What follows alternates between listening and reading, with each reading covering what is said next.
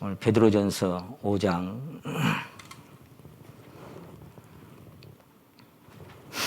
1절에서 4절까지만 제가 읽겠습니다.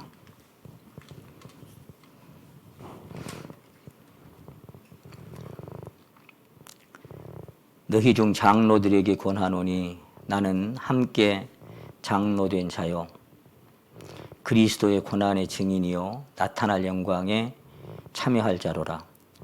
너희 중에 있는 하나님의 양무리를 치되 부득이함으로 하지 말고 오직 하나님의 뜻을 좇아 자원함으로 하며 더러운 일을 위하여 하지 말고 오직 즐거운 뜻으로 하며 맡기운 자들에게 주장하는 자세를 하지 말고 오직 양무리의 본이 되라. 그리하면 목자장이 나타나실 때에 시들지 아니하는 영광의 면류관을 얻으리라. 아멘. 먼 길 오시느라고 또 고생하셨고요. 우리 안에 설교자들이 그렇게 많지 않구나 그런 생각을 이번에 새삼하게 되었습니다. 그리고 또 코로나 때문에 저희들이 자주 모이지도 못하고 간만에 서울에서 이렇게 또 여러분 모시고 함께 이런 시간들을 갖게 되게 하신 것을 또 감사를 드립니다. 제가 그런 생각이 들었어요. 다 주님께 각각 받으셔서 그것으로 또 양떼를 먹이시고 살피시는 일들을 감당하고 계시는데 설교하시는 분들한테 제가 무슨 설교를 할 수 있겠는가 그런 생각을 하게 되니까 좀 마음이 무거워지려고 하더라고요. 그러나 이제 저 자신에게 또 주신 말씀으로 또 함께 공유하고 함께 나누는 그런 말씀으로 교제하는 그런 마음으로 함께 대언하기를 바라는 마음이 있어서 그냥 잠시 말씀을 나누기를 원합니다. 이게 사도 베드로는 이제 양떼를 맡기운 자들에게 특별히 몇 당부의 말씀을 하고 계시는 것 같습니다. 맡기운 자들에게 주장하는 자세를 하지 말고 양무리의 본이 되라 이렇게 말씀하셨는데 이게 다른 버전에 보니까요. 맡은 사람들을 지배하려 들지 말고 오직 양무리의 모범이 되라 이렇게 말씀하셨고요. 또 다른 버전에는 맡겨진 자들에게 군림하는 자세로 하지 말고 오직 양무리의 본이 되라 이렇게도 말씀을 하셨습니다. 사도 바울은 고린도서 1장 24절에서 우리가 너희 믿음을 주관하려는 것이 아니다. 오직 너희 기쁨을 돕는 자가 되기를 원한다. 이렇게도 말씀을 하셨더라고요. 이 주관하려는 것이 아니다. 이 말씀을 사도 바울은 또 다른 버전에는 너희 믿음을 지배하라는 것이 아니라 또 너희 믿음을 좌우하려는 것이 아니라 그렇게도 표현을 했습니다. 그러니까 맡기운 자들에게 지배하려고 하지 마라. 군림하는 자세로 하지 마라. 주관하려고 하지 마라. 지배하려고 하지 마라. 좌우하려고 하지 마라. 누가 누구의 믿음을 지배하고 군림하고 좌우할 수 있겠습니까? 내 스스로도 좌우가 잘 안 되고 통제가 안 되는 그런 인생들인데 누구의 믿음을 그렇게 다만 우리는 하나님께서 받은 것으로 함께 나누고 때때로 선포게 하신 말씀을 통해서 성도들이 유익을 얻고 또 그 안에 생명이 흘러 들어가서 변화되기를 바라는 그런 마음밖에 없을 것입니다. 예수님이 세상에 계실 때 나는 섬기는 자로 너희 중에 있노라 하셨던 것처럼 주님이 섬기는 자로 사셨는데 우리가 누구를 지배하고 군림하는 그런 사람들이 그런 자세들이 우리 마음속에 하나도 없을 것이다. 그런 생각이 들어집니다. 이제 그렇게 할 때 그리하면 목자장이 나타나실 때에 시들지 아니하는 영광의 면류관을 주실 것이다. 정말 값진 보상이 약속되어 있는 그런 길들을 우리는 함께 가고 있는 동역자들이다. 그렇게 생각이 들어집니다.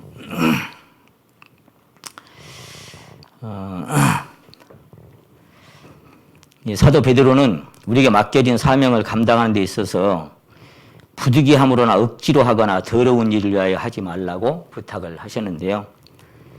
다른 버전에 보니까 이렇게 되어 있어서 내가 혼자 웃었습니다. 거기서 무슨 이익을 얻으려는 생각으로 하지 말아라.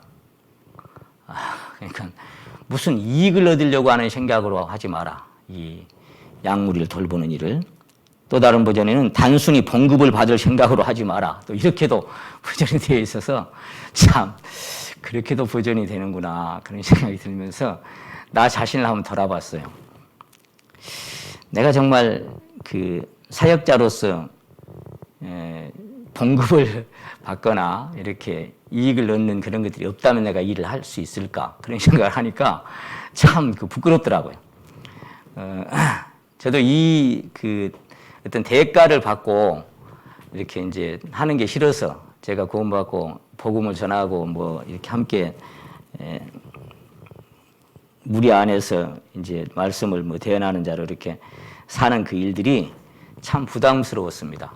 그래서 사도 바울처럼 자비량하고 물론 뭐 그도 이제 다른 교회에서 또 받기도 하고 했습니다만은 그렇게 나는 전하고 살리라 그렇게 고집하면서 나 혼자 의로운 척 그렇게 살았던 그런 마음들도 있었습니다. 그래서 나는 염소 300마리만 되면 나는 이제 하나도 안 받고 자립해서 복음을 전하고 그렇게 살리라 그랬는데 그게 뜻대로 되지 않아서 하나님의 손길인갑다. 하나님 나를 치시는갑다. 그렇게 생각하고 항복하고 순종하고 들어섰던 길이 지금까지 이렇게 왔던 길이었구나. 그런 생각을 해보게 됐습니다. 우리 찬송가에 있는 것처럼 예수님처럼 바울처럼 그렇게 살 수는 없을까? 그렇게 우리가 찬양을 드립니다. 나의 입술은 주님 닮은 듯하나 내 마음은 아직도 추하여 받을 사랑만 계수하고 있으니 예수여 나를 도와주소서. 그렇게 우리가 복음성가를 드립니다. 나의 입술은 주님을 닮은 듯한데 내 마음은 아직도 추해서 뭘 이렇게 받기를 원하고 계산적이고 그런 것들을 생각하면 참 내 마음이 하나님 앞에 그리스도의 심장으로 산다고 하지만 참 아직 멀은 인생이구나. 또 영원히 멀은 그런 인생일 수밖에 없구나. 그런 생각을 하게 됩니다. 저와 여러분에게 맡겨주신 소명이 참으로 귀한 사명입니다. 끝까지 잘 감당했을 때 우리에게 시들지 아니하는 영광의 면류관이 기다리고 있다고 주님은 그렇게 말씀해 주셨습니다. 이제 여기는 뭐 이제 우리가 사역을 감당을 하면서 교회에서 이렇게 드리는 뭐 부족하지만 이제 그렇게 요를 받으면서 우리가 사역을 하는 분들도 계시고 또 자비량하고 말씀을 담당하기 위해서 자기 직장을 갖고 일을 하시면서도 참 저는 그런 우리 이제 서울도 그런 전도인들이 이제 여러분 계십니다만은 굉장히 존경스럽고 참 많이 저 자신이 부끄럽고 그럴 때가 많습니다. 담당하라고 맡겨주신 그 소명을 담당하기 위해서 직장을 갖고 있으면서도 틈틈이 성경을 이렇게 하나님 앞에 묵상하고 그러면서 그 일을 피곤하지만 또 멀리까지 이렇게 파견되면 또 가서 또 설교하고 오시고 그렇게 수요 설교 늘 담당해 주시고 이렇게 하시면서 애쓰시는 모습 보면 참 저보다 나은 분들이구나 그런 생각을 하게 될 때가 참 많습니다. 하여간 많이 감사하는 마음이고요. 사도 베드로는 3년간 주님을 따르면서 무슨 일이든지 가장 먼저 나서 충성하는 열심을 보였던 사람이 사도 베드로입니다. 그는 정의의 사람이었고 정의로운 사람이었습니다. 용감하고 자신만만한 사람이 이 사도 베드로가 아니었나 그런 생각을 해보게 됩니다. 그러므로 그는 꺾이고 파상되어야 했던 것입니다. 새벽닭 소리에 자기 신뢰가 무너지고 어둠 속에 홀로 울어야만 했던 사람.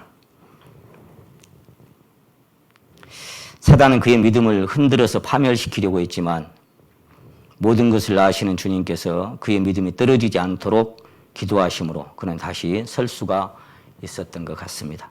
누가복음 22장에는 시몬아 시몬아 보라 사단이 밀가부르듯 하려고 너희를 청구하였으나 내가 너를 위하여 네 믿음이 떨어지지 않기를 기도한다. 다시 돌이킨 후에 내 형제를 굳게 하라. 그래서 그 사도 베드로는 자기가 꺾이는 그런 과정을 경험하고 나서 그 관문을 통과하고 나서 성도들을 세울 수 있는 그런 자격을 얻을 수밖에 없는 그런 과정을 주님께서는 미리 아셨던 것 같습니다. 그러므로 새벽에 갈릴리 바다에 뛰어내려 모닥불 앞에 앉은 베드로는 이전에 그토록 용감하고 자신만만한 베드로가 아니었던 것입니다. 자기 신뢰도 자신감도 용기도 자긍도 다 꺾이고 실패하고 부끄러운 사람으로 주님 앞에 앉았습니다. 그러나 단 한 가지는 있었던 것 같아요. 그 차가운 새벽 바다에 다른 사람은 다 그대로 배 안에 있는데 주님이라는 소리를 듣고 그냥 바다 위로 겉옷을 들고 뛰어내려서 주님께 수영을 해서 가서 주님을 만났습니다. 그 안에 한 가지는 있었구나 그런 생각을 합니다. 자기 자신이 완전히 무너진 사람이 주님이라는 소리를 듣고 그 차가운 바다에 뛰어내려서 주님께 수영하고 가는 그 마음은 정말 주님을 사랑하는 마음은 그 안에 분명히 있었더라는 것을 보게 됩니다. 자기 신뢰, 그 자신감, 용기, 자긍, 뭐 이런 젊음과 용맹 이런 것들이 이 베드로에게 있었던 것처럼 이 베드로를 생각하면 모세가 자꾸 생각이 나요. 왕궁의 그 엄청난 학문과 그 모든 것들을 통달한 그 당시로 본다면 지금 이 시대로 말한다면은 미국의 하버드대 정도의 뭐 그보다 더 했겠죠. 가장 강대국이 강한 나라의 왕궁의 왕자의 그 모든 갖춰야 할 그런 것들을 다 마스터한 사람이었으니까 아마 40년간 그걸 배웠으니까 얼마나 출중했겠나 그런 생각을 해봅니다. 그리고 그는 한 가지 그 심령 안에 자기가 히브리인이라는 사실을 어머니에게 계속 들어서 알고 있었기 때문에 스데반의 설교처럼 나이 40이 되면 자기 형제들을 돌아볼 생각이 나더니 그 양심에 따라 행동했던 어떻게 보면 이 베드로처럼 용감했던 사람입니다.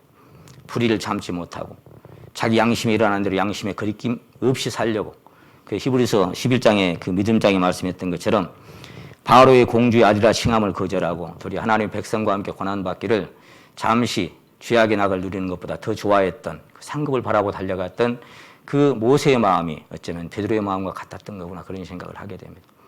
그래서 애굽 사람을 죽여서 머릿속에 감췄지만 그게 들통나서 미디안 땅으로 도망가고 40년의 세월을 모세는 거기서 죽어갔습니다. 40년 세월을 미디안 땅에서 이름 없이 다 죽어가고 이제 그에게는 자기 신뢰도 자신감도 용기도 자긍도 다 무너진 때 나이 80이 돼서 떨기나무 불꽃 가운데 하나님은 그를 다시 부르셨던 것을 생각하면 이 사도 베드로는 겨우 3년이고 이제 모세는 40년이지만 어쨌거나 같은 맥락을 걸었던 사람이 이 모세였구나 그런 생각을 하게 됩니다. 또 베드로였구나. 어떻습니까? 여러분도 그렇게 하나님의 그 손에서 파상되고 꺾어진 적이 있었습니까? 베드로처럼 자기 자신의 그 비참한 모습을 발견하고 어둠 속에서 홀로 통곡해 본 경험이 아마 있었으리라 그런 생각을 해보게 됩니다. 내면 깊은 곳에 바벨탑처럼 세워진 자존과 용기와 자기 신뢰가 철저히 붕괴된 적이 있는 사람, 이런 사람이 모세요 또 베드로였습니다. 그래서 그들에게 양떼를 맡겼던 하나님이셨습니다. 실패한 사람에게. 주님은 이런 자들에게 다시 묻습니다. 네가 나를 사랑하느냐고. 주님이 물어보고 싶은 게 참 많은데 하필 이런 것들을 물으셨을까 저는 그런 생각을 한 적이 있어요. 최종 학력이 뭐냐? 뭔 자격증이 있냐? 출신 성분이 뭐냐? 무슨 신학을 했냐? 성경을 얼마나 읽고 연구했냐? 얼마나 많이 깨달았냐? 이런 것도 물으심직한데 어떻게 이거 하나 딱 물으셨을까? 네가 나를 사랑하느냐? 제가 지난번에 서울에서 설교 중에 잠깐 말씀드렸습니다만 주님은 이제 떠날 때가 다 됐습니다. 곧 떠나셔야만 합니다. 약 40일이 지나면 이제 가셔야 되는데 마지막 이 땅에서 이제 물론 성령으로 다시 오시지만 마지막 이 땅에서 그 자기가 생명을 다 이렇게 희생해서 그 대속으로 탄생한 양떼들, 그 양무리들을 누구한테 맡길 수 있을까? 그런 고민을 아마 하셨던 것 같다. 그런 생각을 하게 됩니다. 누구한테 내 양떼를 맡겨야 내 양떼를 잘 먹이고 돌볼 수 있을까? 그런 고민을 주님은 하지 않았을까? 그런 생각을 하게 됩니다. 어떤 조건을 갖춘 사람에게 이 양떼를 맡길 수 있을까? 어떤 마인드를 가진 어떤 심장을 가진 사람에게 이 양떼를 맡겨야 잘 치고 먹이고 돌볼 수 있을까? 그런 고민을 주님은 하셨을 것이다. 그런 생각을 하게 됩니다. 그래서 그 조건이 이 세상에서 생각하는 그 조건, 그런 조건과는 세상은 그렇잖아요. 어떤 스펙을 가지고 나옵니다. 근데 주님은 그런 거 저런 거 전혀 따지지 않고 딱 한 가지만 물으십니다. 네가 나를 사랑하느냐? 딱 그거 하나만 묻습니다. 그게 확인되니까 내 양을 먹이라, 내 양을 치라, 내 양을 먹이라 그렇게 말씀하셨습니다. 그러니까 주님이 양떼를 맡기는 사람은 실패하지 않은 사람도 아니고 가다가 넘어지지 않은 사람도 아닙니다. 주님이 양떼를 맡길 수 있는 사람은 어떤 스펙을 갖춘 사람이 아닙니다. 그 중심에서 주님의 심장이 뛰고 있는 사람, 그런 사람에게 주님은 주님의 양떼를 맡길 수 있다라고 확신했던 것 같습니다. 주님은 선한 목자이십니다. 선한 목자는 양들을 위해 목숨을 버린다고 말씀하셨습니다. 그 고귀한 희생의 대가로 양들이 생명을 얻었습니다. 그러므로 주님께서 맡겨주신 양들을 자기의 생명을 주고 구속하신 너무나 소중한 주님의 지체들을 어떤 사람에게 맡겨줄까? 어떤 사람에게 맡겨야 내가 주님 자신이 그들을 사랑하고 아끼고 돌보는 것처럼 그런 마음으로 맡아줄 수 있을까? 그건 똑같은 그 주님의 심장을 갖지 않고는 그렇게 할 수 있는 사람이 없다라는 것을 주님은 아셨던 것 같습니다. 땅에 있는 성도는 참 핏값 주고 사신 존귀한 자들이 분명합니다. 그러니까 우리가 지금 이렇게 말씀을 대언하거나 양식을 나눠주는 것은 내 양이 아니고 내 양을 치라 그랬잖아요, 주님께서. 물론 우리 지체들이지만 내 양을 먹이라, 내 양을 치라 그랬으니까 우리가 참 많이 생각해야 됩니다. 주님의 양들입니다. 내가 그들을 핏값 주고 산 사람들이 아니고 주님께서 핏값 주고 사신 고귀한 주님의 양떼들이고 주님의 백성들입니다.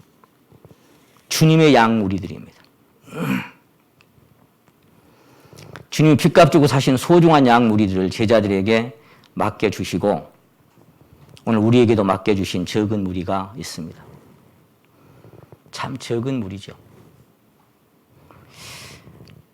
맡은 자들에게 구할 것은 충성이라는 말씀도 있고 충성되고 지혜 있는 종이 되어 때를 따라 양식을 나눌 자가 누구냐. 또 진실한 청지기가 되어서 주인에게 그 집 종들을 맡아서 때를 따라 양식을 나눠줄 자가 누구냐. 그런 사람들이 주님 오실 때 복 있는 사람들이다. 또 그렇게도 말씀을 하셨습니다. 주인이 이를 때에 목자장이 나타나실 때에 그 종이 다시 오시는 그 순간에 여기 지금 기록된 말씀처럼 귀한 참 이 영광의 면류관을 얻을 수 있는 그런 기회를 우리에게 허락해 주셨던 것입니다. 그래서 목자장이 나타나시는 순간을 누가복음 10장에는 강도 만난 자의 비유로 말씀하셨는데 주막집 주인에게 맡겨주시면서 이 사람들을 돌보아주라. 비용이 더 들면 내가 돌아올 때 갚으리라. 사실 우리는 삭도 먼저 받고 그랬죠. 우리 삭도 다 받은 사람들이고 비용을 주시면서 우리는 다 받은 사람들이에요, 사실. 그리고 네 거 더 들면 내가 돌아올 때 갚아줄 테니까 그때까지 좀 맡아줘라. 그 주막집이 오늘날 몸된 교회가 아닌가 그렇게 우리는 알고 있습니다. 주님 다시 오실 때 우리는 각각 결산해야 할 일들이 있습니다. 심는 이나 물주는 아무것도 아니지만 각각 자기 일하는 대로 자기 상을 받을 것입니다. 우리가 하는 일은 딱 두 가지밖에 없어요. 심고 물 주는 거 그것밖에 없습니다. 이 땅에 태어나서 주님을 만난 것도 최고의 복이지만 행운이지만 주님의 양떼를 맡아 때를 따라 양식을 나눠주는 특권을 주셨으니 우리가 이 소명을 감당하는 데 있어 참 얼마나 영광스러운 직분을 맡은 사람들인지 모릅니다. 그것은 특별히 은사가 있어서 하나님께서 맡겨주셨고 교회 안에 세워주신 사람들이다. 저는 그렇게 믿습니다. 구약에는 하나님의 백성 이스라엘 민족을 출애굽한 이후에 광야 40년 동안 하늘에서 양식을 비같이 내려주신 것이 만나와 메추라기들이었습니다. 또 생수를 주셨습니다. 그래서 하늘에서 하늘 양식을 비같이 내려서 먹이시고 하나님의 것으로 채워가셨던 것처럼 지금도 하나님의 말씀으로 우리를 이끌어 가시는 것이 사실입니다. 신약에 와서 주님은 내가 생명의 떡이라고 말씀하셨고 너희 조상들은 광야에서 만나를 먹었어도 죽었다. 나는 하늘로서 내려온 산 떡이니 사람이 이 떡을 먹으면 영생할 것이다. 이렇게도 말씀하셨습니다. 내 살은 참된 양식이고 내 피는 참된 음료다. 내 살을 먹고 내 피를 마시는 자는 영생을 가졌다. 우리는 그리스도를 믿음으로 영접함으로 영원히 죽지 않은 생명을 얻었습니다. 이미 이 땅에 구원받고 거듭난 모든 성도들은 생명의 떡이신 그리스도를 먹고 생명을 얻었고 그리고 그 생명이 더 풍성해져 가는 것이 신앙의 과정이다. 그렇게 생각해 봅니다.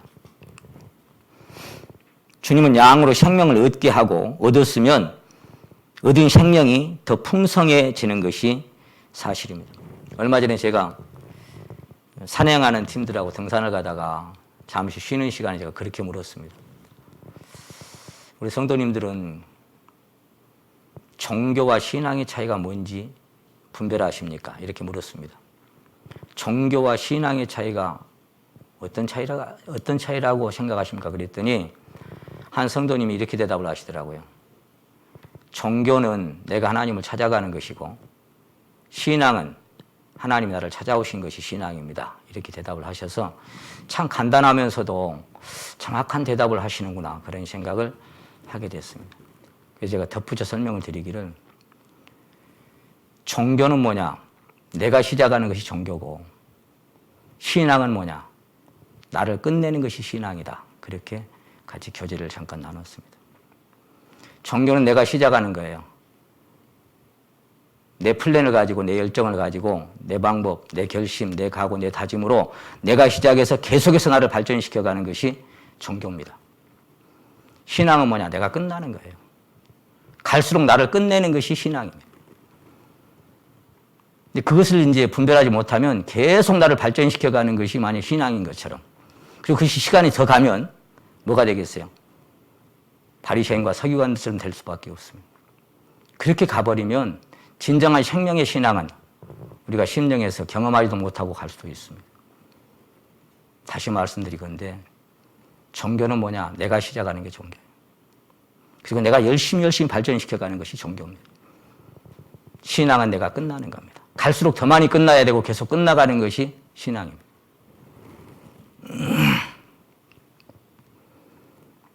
우리가 말씀을 대언하는 것은 그리스도의 생명을 공급하는 것입니다. 내가 너에게 이른 말이 영이요 생명이라고 말씀하셨기 때문에 영이요 생명이다. 오직 그리스도만이 생수의 근원이요 생명의 원천입니다. 계시록에 보면 수정같이 맑은 생명수강이 하나님과 및 어린 양의 보좌로부터 나서 그 출발 지점이 거기지요. 거기서부터 나온 것만 생명이죠. 그리스도로 말미암아 나온 것만 생수의 생명입니다. 그에게서 나온 것만 생명을 살려내고 생명을 키워냅니다. 종교를 키워가는 것이 아니라 생명을 키워가는 것은 주님의 생명에서 나온 것들만 생명을 키워갈 수 있어요. 그러므로 우리는 그리스도의 몸된 지체들에게 생명을 공급하는 한 토막 마디요 힘줄입니다. 발원지가 있죠. 온몸이 머리로 말미암아 마디와 힘줄로 공급함을 얻고 그에게서 온몸이 각 마디를 통하여 도움을 입음으로 연락하고 상하파의 각지지 분량대로 역사하여 그 몸을 자라게 한다. 그에게서 나온 것들로 나누어 가지는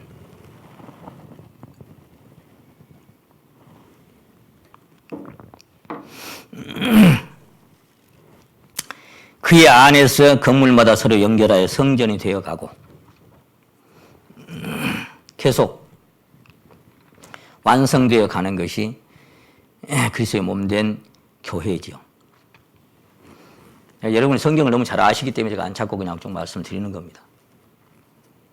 생명 없는 종교는 교리나 신학이나 지식이나 이론이 공급되어도 상관없습니다. 생명이 없는 종교는 다시 말씀드립니다. 생명이 없는 종교는 교리나 신학이나 지식이나 이론이 공급되어도 상관이 없어요. 왜? 그거로 이어가니까. 그거로 유지되어 가니까. 그것이 더 풍성해지면 교회가 풍성해지는 것처럼 착각하니까. 그러나 그 내면의 생명을 받은 성도들에게는 생명의 말씀이 생명으로 공급되어야만 성장할 수 있습니다. 수년 동안 교회를 다녀도 왜 성장하지 않느냐? 왜 바꿔지지 않느냐? 그 안에 진짜 생명이 공급돼서 생명이 성장하는 게 아니라 지식과 이론이 성장하면요. 아무것도 성장이 없어요. 몇 년이 지나도 똑같습니다.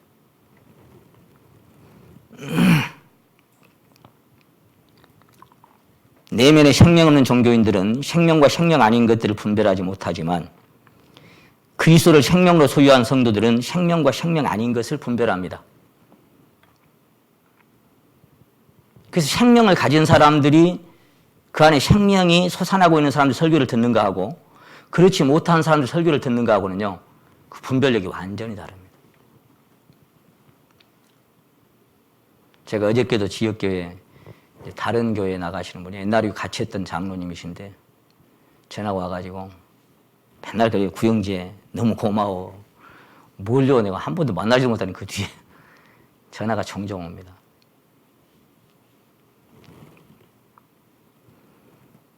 뭐 거기뿐만 아니지만 그래서 이것이 어디에 어떤 교단에 속해 있는 것이 문제가 아니라 생명은 생명으로서 연결되고 공급되고 화답되는구나. 그런 것들을 참 많이 느껴지게 되는 것입니다. 그리스도의 몸된 지체들에게 생명을 공급하려면 자기 심령의 영이 그리스도의 영과 생명으로 연합하여 뿌리의 진액을 공급받아야만 가능합니다. 자신이 먼저 그리스도를 생명으로 공급받지 못하고서야 어떻게 지체들에게 생명을 공급하는 마디와 힘줄의 역할을 감당할 수 있겠습니까? 이것은 이론이나 지식이 아니라 실제가 되고 사실이 되어야만 가능한 것입니다. 그래서 사도 바울도 나도 내 속에서 능력으로 역사하시는 이 역사를 따라 힘을 다하여 수고한다. 그렇게 얘기했던 것은 다른 것을 따라 한 게 아니라 내 속에서 생명으로 능력으로 역사하시는 역사를 따라서 나는 수고하고 있다. 자기 안에서 그렇게 능력으로 역사하는 게 아니면 사실은 공급할 게 없는 것이죠. 우리는 공급원이 아니라 그리스도에게서 솟아나는 생수와 이 진액을 흘려보내는 마디와 힘줄이요 파이프 역할을 하고 있다는 사실을 항상 잊어서는 안 될 것 같습니다. 나무는 뿌리에게서 가지는 이 나무에게서 공급받아서 또 다른 가지에게 공급을 하는 것이 생명이 흘러가는 원리가 아닌가 그런 생각을 하게 됩니다. 마치 전기가 전기선을 따라서 공급되는 것처럼 주님이 내 양을 치라 내 양을 먹이라 하시면서 때를 따라 나눠줄 양식도 사실은 공급해 주시기 때문에 그렇게 말씀하신 겁니다.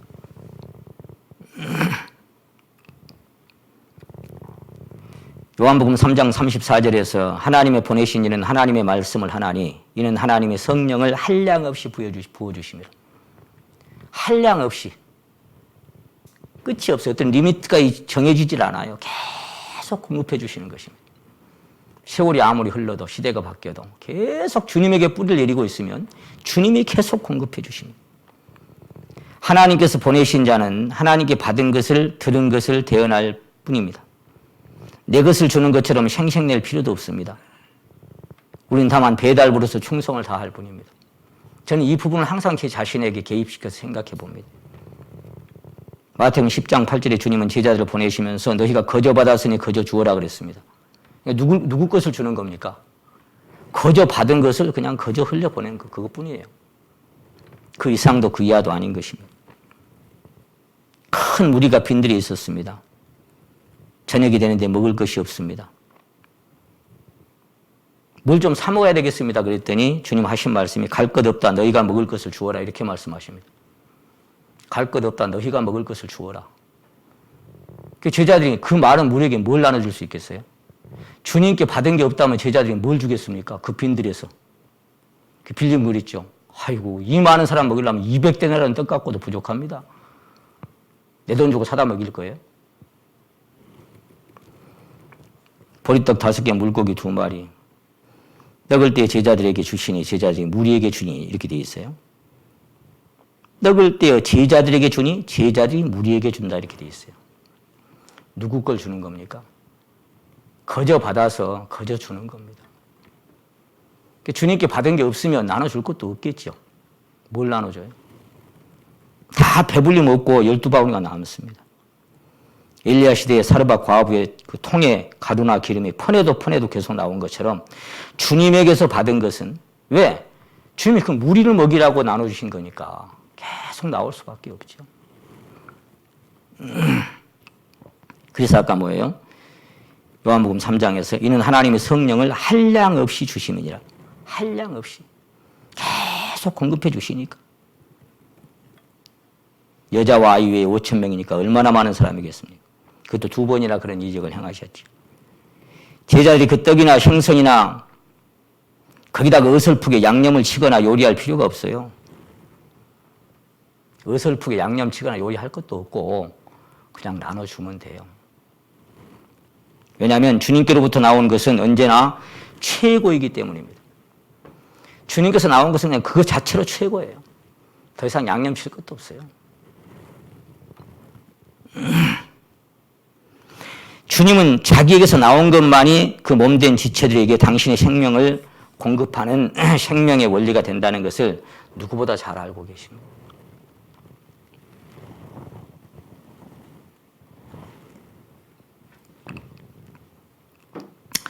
주님께로부터 발원된 것은 항상 신선하고 새롭습니다. 신선하고 새로워요. 왜냐하면 주님은 생수의 근원이기 때문에. 내일 먹을 것까지 거두지 마라. 그리고 안식일 되면 그때는 이틀 거 거두지만 거둬나 봤자 곰팡이 피고 벌레 생긴다. 왜? 자꾸 새로워야 되니까. 그날 자꾸 새롭게 주시는 거. 그게 일용할 양식. 그걸 제자들에게 주시고. 근데 사실은 지금 이 시대는 그래요. 구원받은 모든 성도들에게 기름 부음이 다 거합니다. 모두에게 성령을 주셨으니까. 똑같이. 모세를 산으로 불러서 혼자 지기 어려우니까 70인 데리고 와라 그래가지고 모세에게 부어주신 영을 똑같이 부어줬던 것처럼 지금은 다 똑같이 성령께서 다 계십니다. 그러니까 분별합니다. 이렇게. 심령의 귀가 분별하고 마음의 귀가 분별하고.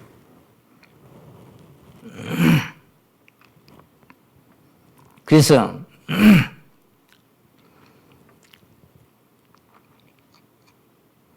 그 요한복음 2장의 첫 번째 표적을 행했던 것이 가나 혼인잔치죠. 주님께서 제조한 포도주는 최고의 품질입니다. 그냥 퍼다만 주면 되는 거예요. 그래서 최고예요. 더 이상 거기다 뭐 섞거나 만낼 필요가 없어요. 그냥 주님이 만들어 놓은 포도주는 그냥 최고입니다. 주님 것이면 됩니다.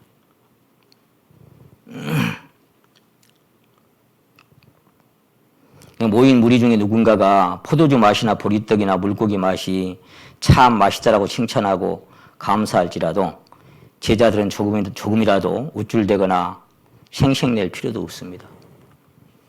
주님의 포도주를 나누는 거니까요. 주님이 주신 떡이나 물고기 갖다 배달하면서 뭐 내가 주는 것처럼 그렇게 할 필요도 없어요. 요한복음 7장에는 그렇게 말씀하셨죠.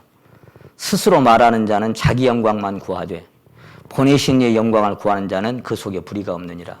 참되다. 스스로 말하는 게 뭘까요? 받은 것이 없이 그냥 내가 어떻게 만들어서 주려고 하는 게 스스로 말하는 거예요. 근데 그럴 필요 없어요. 그냥 퍼다 드리면 돼요. 무리에게. 그냥 무리는 맛보고 야 최고다 이 맛. 그렇게 먹고 마실 수가 있는 것이죠.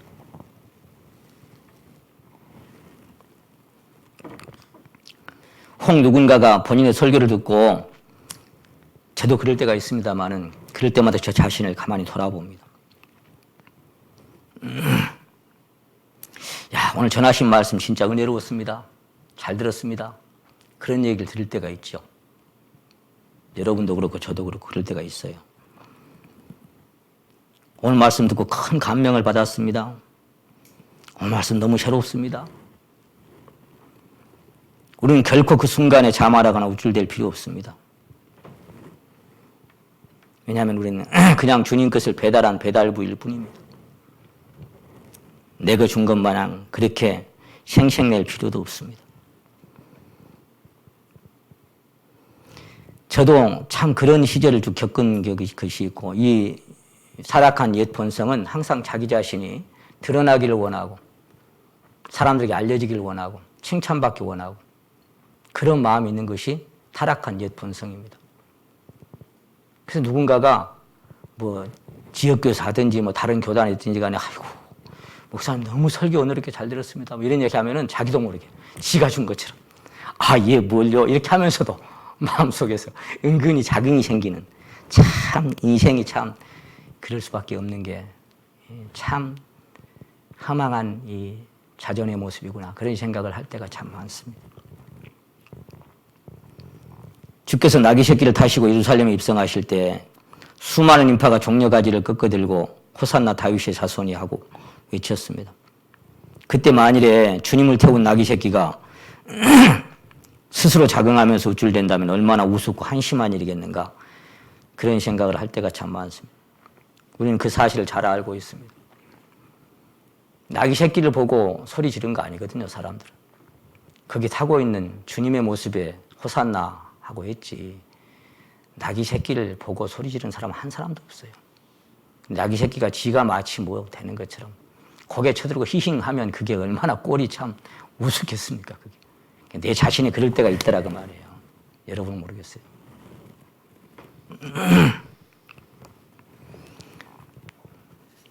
거듭 말씀드리지만 우리는 다만 한 토막 마디고 파이프일 뿐입니다. 사람들이 칭찬하는 것은 그 물맛이지 파이프나 수도꼭지를 칭찬하지는 않습니다. 물맛을 칭찬하는 것이지 야, 컵 네가 참 도구일 뿐이죠.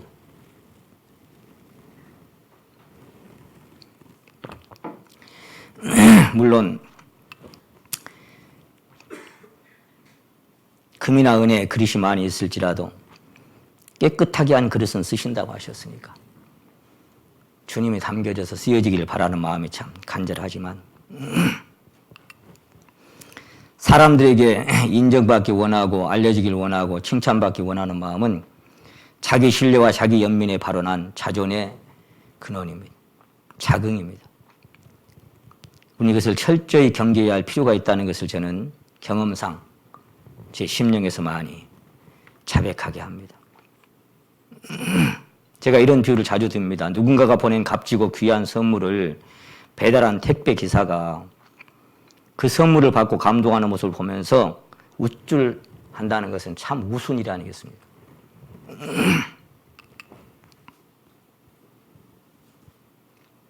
받은 자는 감사합니다 했을 때 물론 택배 기사가 전해주는 것도 고마울 수 있죠. 그러나 근본적인 것은 물건을 보내준 이에게 감사하고 감동한 것이지 배달 기사에게 감동한 것은 아니라는 것.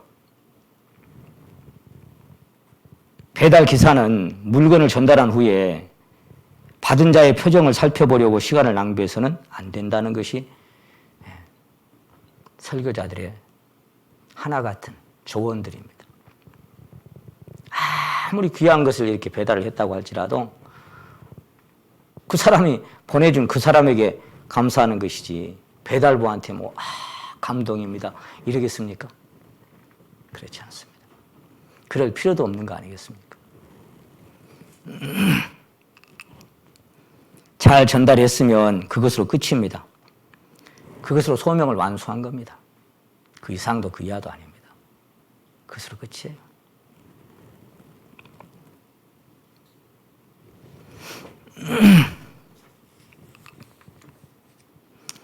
주님도 이 땅에 계실 때 그런 말씀 자주 하셨죠. 특히 요한복음 7장에 보시면 내 교훈은 내 것이 아니다. 그렇게 말씀하셨습니다. 내 교훈은 내 것이 아니야. 나를 보내신 이의 것이다. 나는 스스로는 아무것도 할 수가 없다. 주님마저도 내 것이 아니라고 말씀하셨는데 우리가 무슨 내 것인 게 뭐가 있겠어요? 나를 보내신 이의 것을 나는 그냥 그가 내게 말씀하시는 그것을 나는 세상에 말한다. 단지 그것뿐입니다.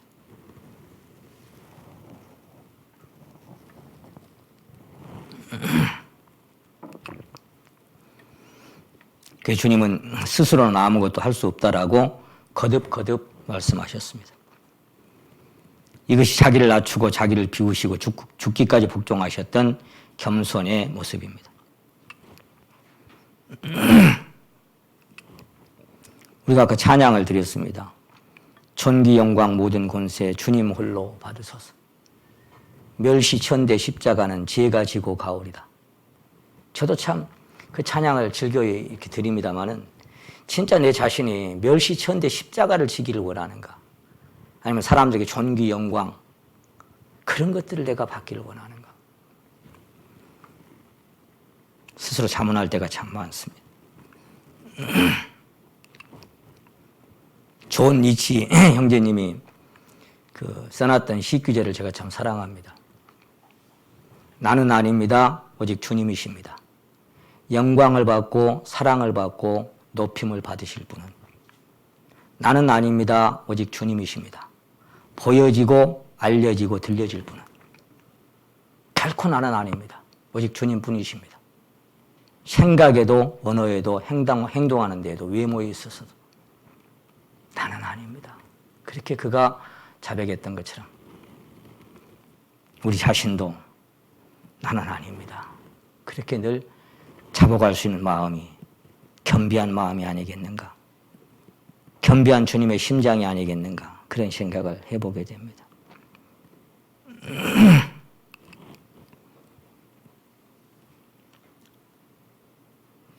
내 교훈은 내 것이 아니라 이렇게 말씀하신 주님은 내가 내 자의로 말한 것이 아니요 또 이렇게 말씀하셨습니다.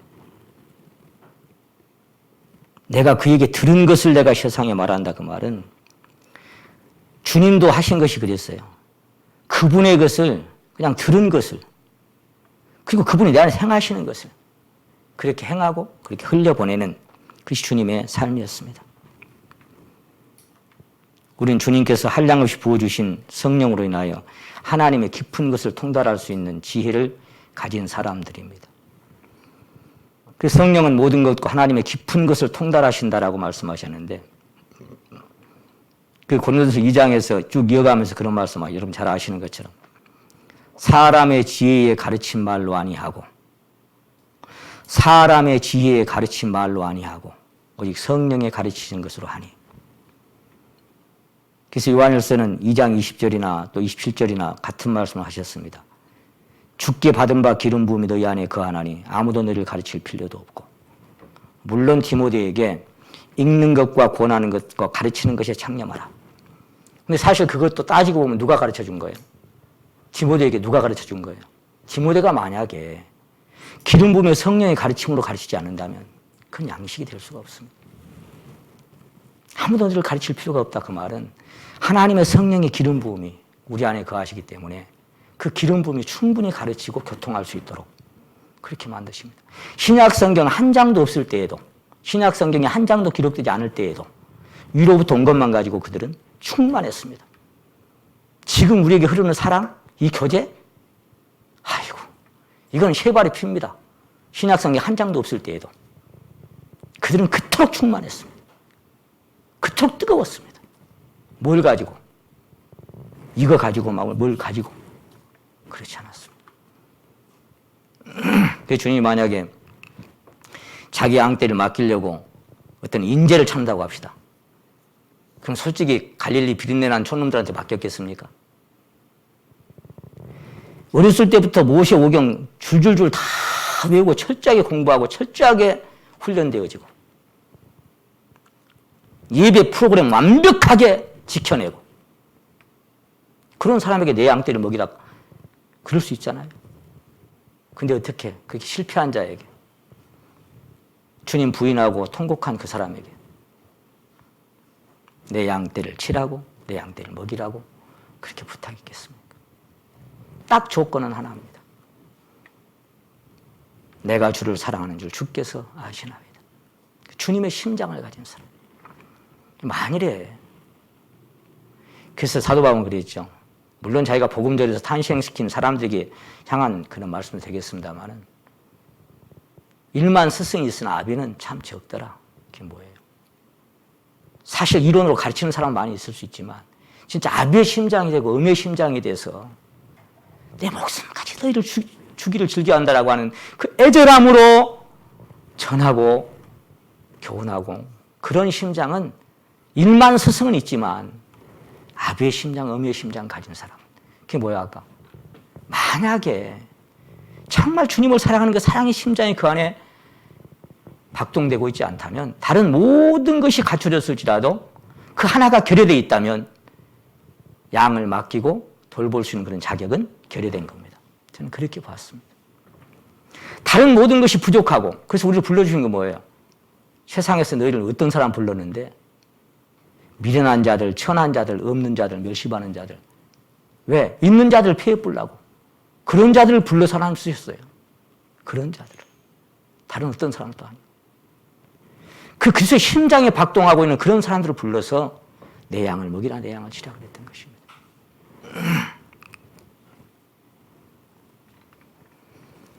그래서 기름 부음이 모든 것을 가르친다. 한두 가지가 아니에요. 모든 것을 가르쳐 주셔요. 모든 것을. 그 기름 부음이 모든 것을 가르쳐 준다는 사실을 만약에 우리가 놓쳐버린다면 예레미야 2장에서 그들이 범한 죄를 똑같이 범할 수 있습니다. 하나는 뭐였어요? 생수에 근원되는 데서 마시는 사람이 한 사람이 있고 또 한 사람은 거기서 맛을 못 보니까 어째요?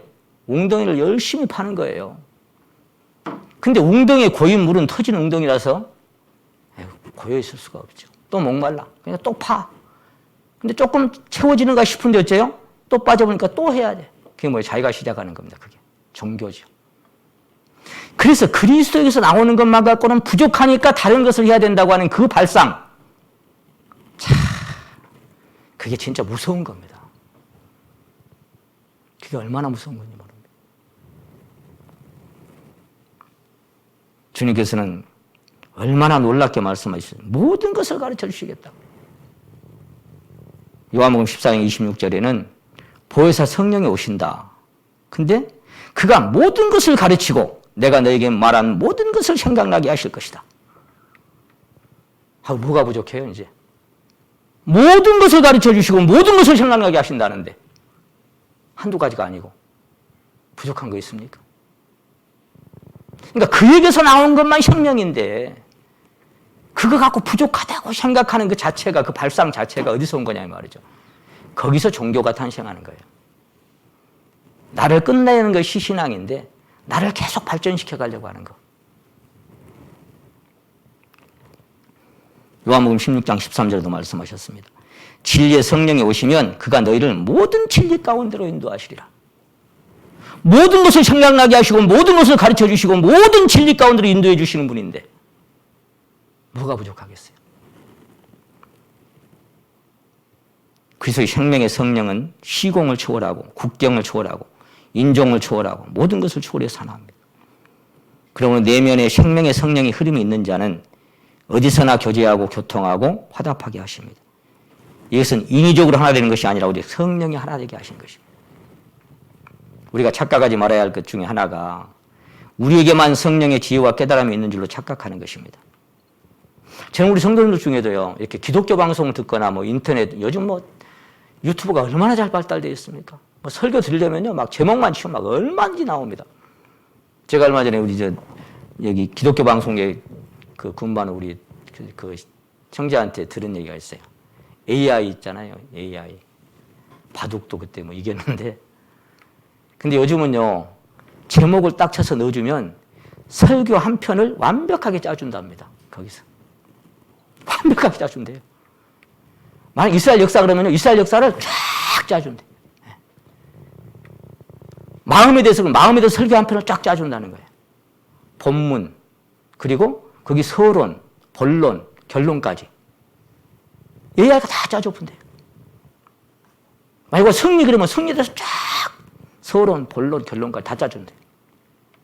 그 내가 어디냐 좀 가르쳐줘라 그랬더니 하는 얘기가 그거 뭐 어디 가입을 해갖고 해야 된대요. 그래서 나는 가입한 데가 한 군데 있으니까 거기 가입 안 해도 되겠구나 그런 생각했어요. 모든 것을 생각나게 하시고 모든 것을 가르쳐 주시고 모든 것을 다 책임지시는 그분 한 분이면 넉넉하고 충분합니다. 우리가 만약에 그런 믿음을 가지고 주님을 계속 앙망하고 주님께 계속 포인트를 이렇게 해바라기가 태양을 향하는 것처럼 그렇게 향한다면 여호와는 온 땅을 두루 감찰하사 전심으로 자기를 향하는 자에게 능력을 베푸신다고 하는 그 역대하 16장 말씀이 이루지 않겠습니까? 찾고 찾음이라고 하는 그것이 우리가 정말 그런 마음으로 주님을 앙망한다면 우리가 부족한 게 있겠습니까? 넘쳐서 가슴 터지도록 채워줘. 그게 안 되니까 웅덩이를 자꾸 파고 그걸 가지고 종교를 자꾸 만들어내는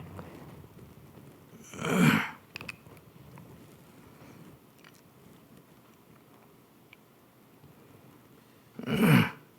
그래서 그 아까 말씀드리다가 만 것이 뭐냐면 유튜브를 통해서나 뭐 이제 이렇게 들으면서 저한테 이렇게 그 설교들을 보내주신 분들도 있어요. 참 은혜롭습니다. 이 설교 듣고. 다른 교단의 목사님들이. 우리가 알지도 못하는. 이 설교 한번 들어보세요, 목사님. 이 설교 진짜 은혜롭습니다. 제가 무슨 생각이 들겠어요? 처음에는 이 성도가 우리 설교는 안 듣고 거기 가서 설교 듣고 은혜 받네? 이 생각이 들겠죠. 근데 그 다음에 딱 오는 게 뭔지 알아요? 참 부끄럽구나. 그 생각이 드는 거예요. 참 많이 부끄럽구나. 나는 왜 그 성도에게 참 은혜롭습니다. 그 설교를 못하고 다른 그 교단에가 찾아 듣고 은혜롭다는 말을 내가 들어야 할까? 우리가 다 몰라서 그렇죠. 얼마든지 다른 데 찾아 듣고 있습니다. 우리가 착각하지 말아야 할 것은 마치 우리가 하는 설교가 최고이냐, 우리가 지금 알고 전하는 것이 최고이냐. 아니요. 얼마나 더 깊은 게 있을 수 있고 주님의 몸된 교회가 저는 항상 그렇게 생각합니다. 국정을 초월하고 시공을 초월하고 모든 것을 초월해서 교회란 주님을 머리로 모신 전 세계 하나잖아요. 우린 그 중에 조금만 차지하는 거예요. 우리 뭐 전체 다 해봐 이게 얼마나 차지할까? 저는 항상 그런 생각이에요. 작은 지체 중에 한 부분입니다, 우리가. 다른 곳이 얼마든지 더 풍성하게 채워줄 수 있어요, 주님은. 그게 주님의 뜻입니다. 착각하면 안 됩니다. 우물 안의 개구리처럼 마치 우리 무리가 뭐 여기 최고 다인 양. 아니에요. 절대로 그렇지 않습니다.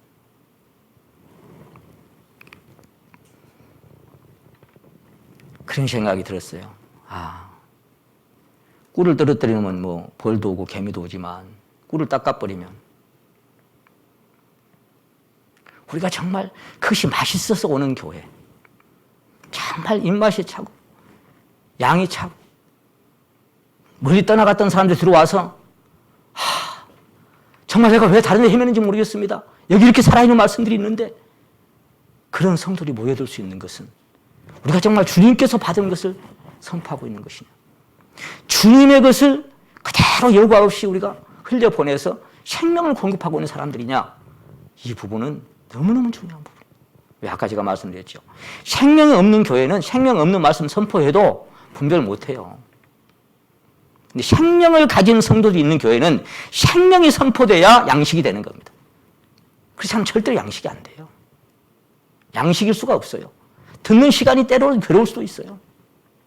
빨리 끝나고 집에 가야지 그 생각밖에 안 들 수도 있어요. 생명이 있는 자들에게 생명이 공급돼야 돼요. 그런 차원에서 저도 참 많이 반성하고 주님 앞에 부끄러울 때가 참 많습니다.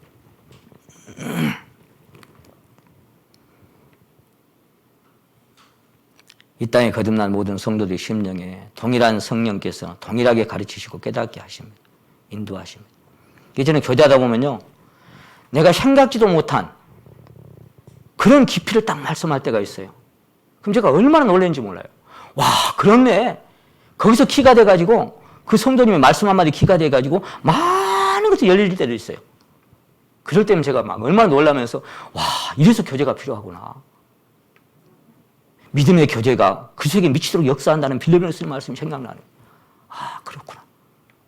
그래서 내가 아직 감지하지 못한 어떤 성령의 깊은 부분을 터치한 성도님이 계시더란 말이에요. 그 교제하다 보면 내가 더 깊어지는 것을 느껴요. 이게 얼마나 감사한지 우리 가운데 그런 성도님이 계신다는 거죠. 그러면 저와 여러분의 설교를 경청하고 있는 성도님들 중에는 우리보다 훨씬 깊은 진리를 깨닫고 체험하고 살아가시는 분들도 많다는 사실을 꼭 기억해야만 할 것입니다. 그러므로 말씀을 대언할 때 마치 자기 혼자 다 아는 것처럼 말하거나 자기가 최초로 깨달은 자인 양 착각하지 말아야 할 것이 우리들의 자세가 아닌가. 경청하는 성도들 중에는 설교자보다 주님을 더 사랑하고 주님께 더 헌신하며 사는 분들도 얼마든지 많다는 사실을 생각하고 겸비한 마음으로 말씀을 대언해야만 하겠습니다. 이것이 곧 주장하는 자세로 하지 않는 것입니다. 군림하는 자세로 하지 않는 것입니다. 믿음을 주관하려고 하는 자세가 아닌 것입니다. 맡기운 자들에게 주장하는 자세로 하지 말아야 한다는 이 사도 베드로의 말씀, 지배하려고 하지 말고 군림하는 자세로 하지 말라고 하신 말씀을 우리가 항상 심령에 기억해야만 할 것입니다. 우리는 성도들이 믿음을 주관하는 자들이 아니라 기쁨을 돕는 자들로, 사도 바울처럼 어떻게 하면 이 생명이 저들에게 흘러 들어가서 저들의 심령의 생명을 더 풍성하게 할 수 있을까?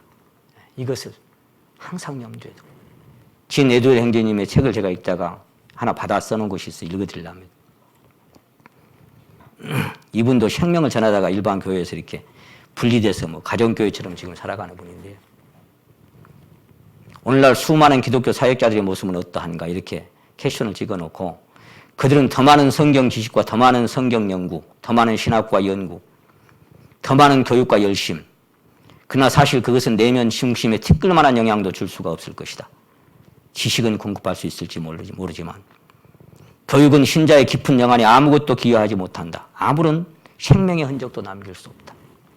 그러나 비록 글도 읽거나 쓸 줄 모르는 사람일지라도 생명의 영안에 연합되어 감춰진 비밀의 세계에 그분과 함께 사는 비결을 경험한 사람이라면 그는 지구상의 모든 신학 도서관에 숨어있는 모든 정보들보다 하나님의 마음과 사랑을 더 깊이 이해하고 경험한 사람들일 것이다.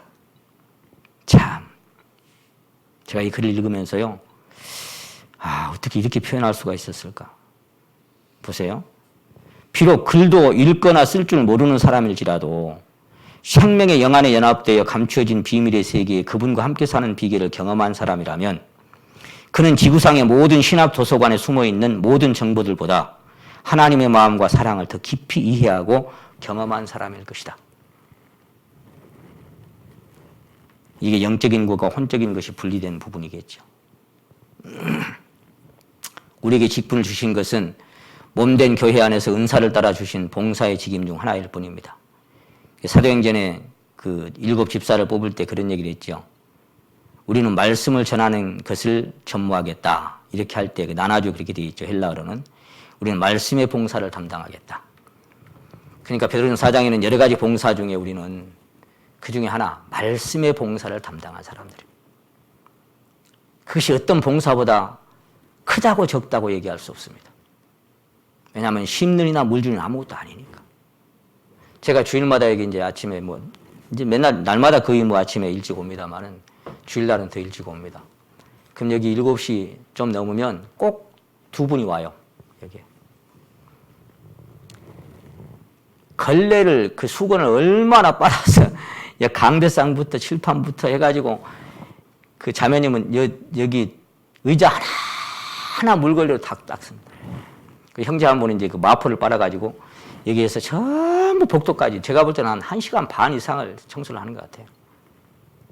아무도 오기 전에 그분 두 분 따고 와서 주일마다 그 청소를 담당합니다. 그리고는 신발장 다 닦고 부엌 거기 진공청소기 돌려서 이 방 저 방 다 하고 엘리베이터까지 안에 가서 다 닦고 그러고 나면 이제 다 끝납니다.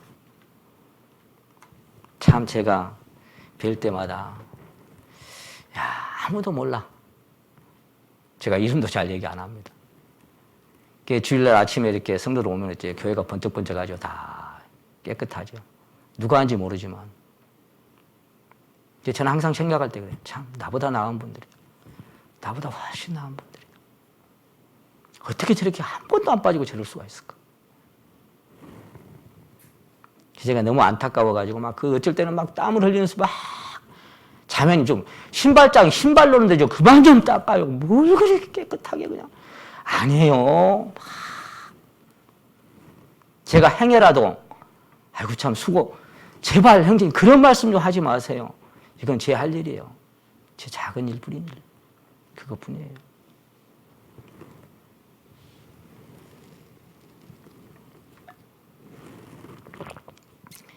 우리는 말씀 전하는 것을 전무하리라. 말씀의 봉사를 담당하겠다.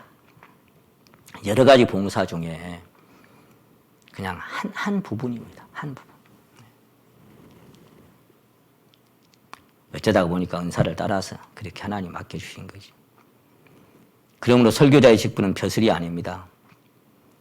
주님의 양무리를 섬겨 봉사하는 직분입니다.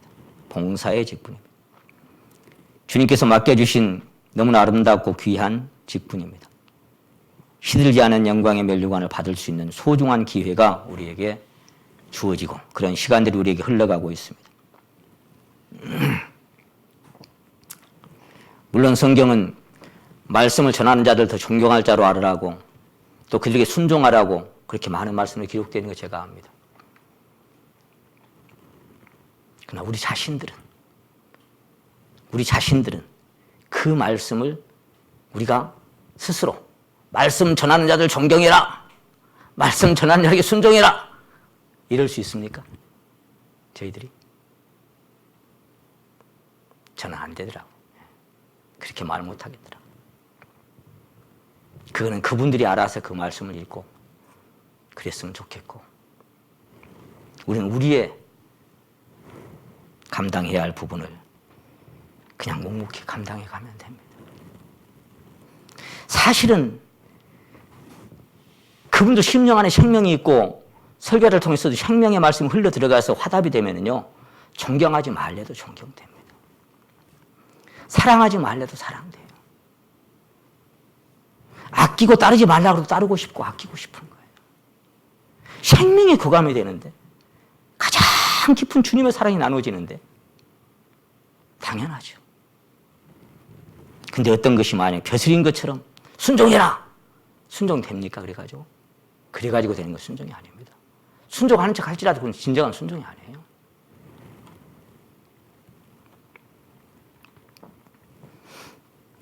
너무나 영광스러운 면류관을 받을 수 있는 소중한 기회가 우리에게 주어졌습니다. 그러므로 단 한 편의 설교라도 그 준비하는 마음에 조금도 소홀함이 없이 진짜 내가 주님께로부터 흘려받고 있는 거. 저 서울교회 일요 설교를 거의 담당을 이렇게 쭉 다른 분이 하실 때도 있습니다만은 딱 주일날 설교 딱 끝나자마자 주님 앞에 또 엎드리기 시작합니다. 다음 주 또 말씀인데 보니까 주님, 아이고, 내가 뭘 할 말이 있다고? 주님 또 어찌해야 돼요, 저는? 아이고, 그런 마음이 막 밀려옵니다. 근데 분명한 하나는 뭐예요? 솟아나는 샘물은 리미트가 없다는 거, 어떤 한계가 없어요. 예. 한량을 주신다고 했으니까. 계속 부르짖고 바라보면 솟아나는 샘물은 끝이 없습니다.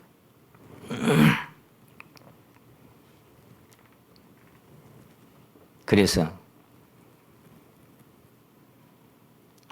끝으로 우리가 아무리 많은 일을 했다고 할지라도 사도 바울처럼 내가 아니요 나와 함께 하신 하나님의 은혜라고 우리는 다 잡아갈 줄 아는 사람들이다 저는 그렇게 믿습니다. 그리고 또 누가복음 17장 우리가 잘 아는 대로 다 행했다고 할지라도 명령받은 것을 무익한 종입니다. 다른 성경은 하찮은 종입니다. 쓸데없는 종입니다. 그럴 수밖에 없는 우리 자신들. 그래서 심고 물 주는 일을 한 대가를 우리가 받겠지만 심는 이나 물 주는 아무것도 아니라고 하는 사도 바울의 그 말씀을 항상 우리가 기억하고 우리가 얼마나 많은 일을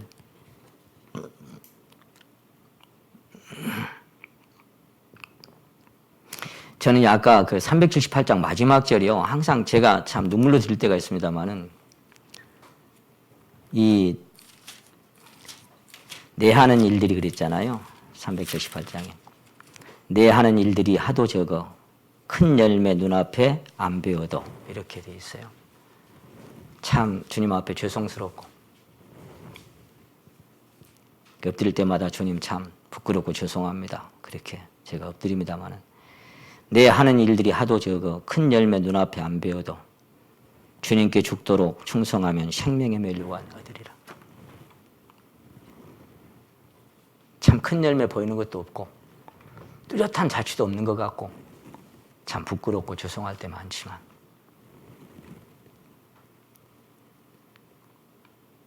그래서 무익한 종으로 남을 수밖에 없는 인생이지만 우리 마지막까지 주님께서 맡겨주신 이 소명 주님으로 인하여 잘 감당하다가 주님 앞에 설 때에 여기 사도 베드로의 말씀처럼 목자장이 나타나실 때에 시들지 아니하는 영광의 면류관을 얻고 그 면류관 주님의 발 앞에 바쳐드리는 그런 귀한 종들 되게 하시기를 소망합니다. 하여간 감사드리고요. 멀리까지 오셨는데 내일 또 이렇게 잠깐 또 교제 나누는 시간 갖고 그렇게 이번 이 설교자 세미나를 마칠까 합니다. 고맙습니다. 기도드리고 마치겠습니다.